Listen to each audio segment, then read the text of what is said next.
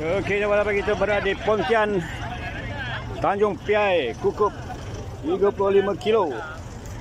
Kayu one ride tapi speed 35-40. Ni kawan-kawan kita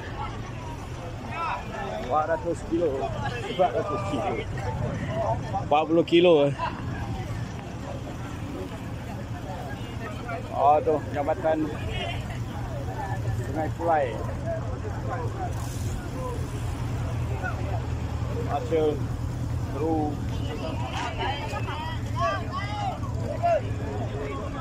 Ni anak beranak. Ni.